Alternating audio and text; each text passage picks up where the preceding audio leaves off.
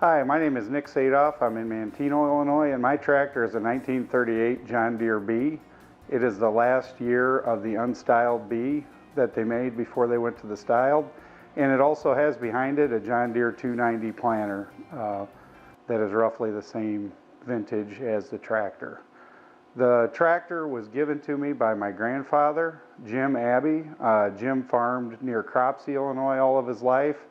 And I was fortunate that he gave that to me about 20 years ago. He did most of the restoration work himself upon retiring from farming, and we keep it for parades and just family nostalgia. It will remain in our family forever, and really proud of it.